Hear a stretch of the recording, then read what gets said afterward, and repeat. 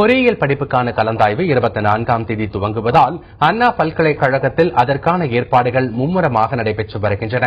பொறியியல் படிப்புகளில் சேருவதற்கான கலந்தாய்வுக்கு வரும் மாணவர்கள் மற்றும் பெற்றோர் அமர அரங்குகள் உள்ளிட்ட ஏற்பாடுகள் அண்ணா பல்கலைக்கழக வளாகத்தில் நடைபெறுகிறது. அதை பார்வையிட்ட பிறகு தந்தி டிவிக்கு பேட்டியளித்த பதிவாளர் கணேசன், கலந்தாய்வுக்கு வரும் மாணவர் மற்றும் அவருடன் வரும் ஒருவருக்கு சேர்த்து பஸ் பயண கட்டணத்தில் 50 விழுக்காடு சலுகை வழங்கப்படும் என்று தெரிவித்தார். இந்த வருடத்திற்கான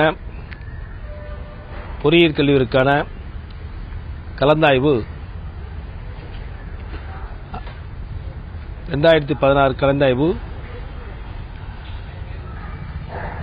அப்ளிகேஷனை பெறப்பட்டு கலந்தாய்வுக்கான அப்ளிகேஷனை பெறப்பட்டு ஆன்லைன் மூலம் ரேண்டம் நம்பர் 20ஆம் தேதி வெளியிடப்பட உள்ளது. மற்றும் ரேங்க் லிஸ்ட் தரவரிசை பட்டியல் 22ஆம் தேதியும், அதற்கான கவுன்சிலிங் ஸ்போர்ட்ஸ் கோட்டா கவுன்சிலிங் 24ம்,